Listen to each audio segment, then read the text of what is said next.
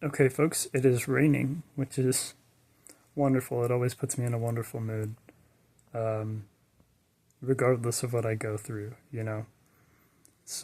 Anyway, I was browsing through Hacker News and I encountered a Substack article by Neil Stevenson titled Writing by Hand is Good for Your Brain.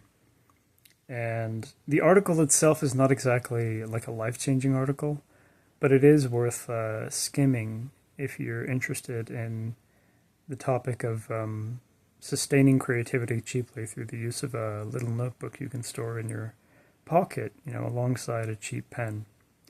So I would recommend almost everyone carries around a tiny little pocket notebook with them because not only will it help you obviously take care of to-do lists and other practical matters more easily, but it can help reveal to you the extent to which you are perceptive and wise in ways that you don't even realize you are. Okay, there's an inherent comfort involved in recording on a surface that cannot be adversarially hacked, or say monitored.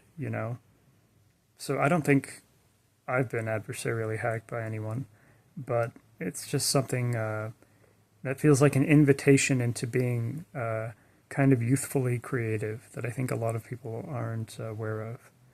Um, so, in this depth of immersion in the information age, that many of us deal with, um, you want to specialize in owning your own interpretation of reality, okay? You can watch like 200 YouTube videos or TikTok videos in a day and yet not get any more clear about exactly what is going on in the world or, you know, what you're capable of achieving in the next 6 months. So a notebook will help you prioritize the proper allocation of your attention and finances and other resources into goal slots that suit you.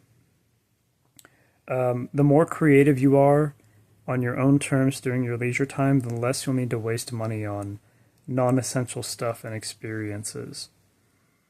So apparently, some Americans do struggle with, wasting money on stuff they don't need, and being creative often enough will help you detach your mind from hedonistic impulses, so you can just delight in creating nice little things for yourself. Regular creative exertion can turn lonely moments into an adventure of sorts. I've known that since I was a kid. And just as exercise keeps the body young, creativity keeps the mind young and flexible.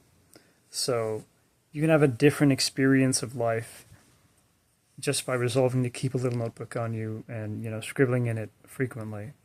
Um, that will be much more enjoyable to you than just going around with your creativity locked inside your nervous system or your soul. Okay.